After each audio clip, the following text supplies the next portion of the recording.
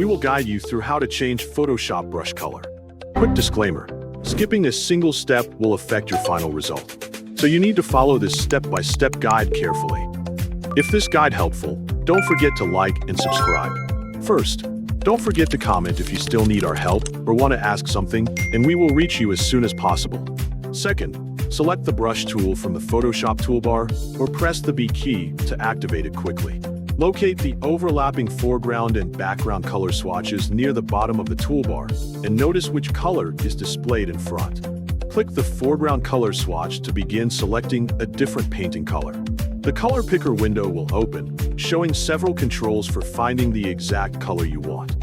Move the vertical color slider to choose a general hue, such as blue, red, green, or another part of the spectrum. Next, click or drag inside the large color box to adjust the shade, brightness, and saturation until the preview matches your idea. If you already have a specific digital color value, enter its hexadecimal color code in the field marked with a number sign instead. When the selected color looks correct, click OK to apply it as the new foreground color and close the color picker.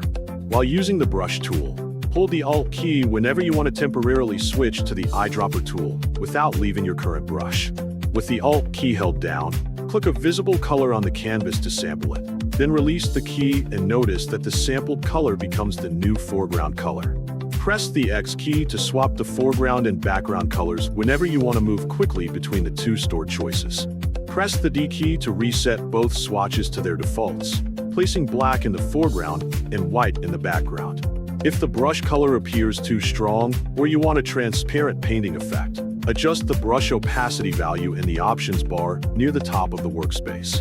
Finally, paint a few strokes on the canvas to test the new brush color, checking its hue, opacity, and appearance over the artwork, and refine the color or opacity again if the result does not suit your design.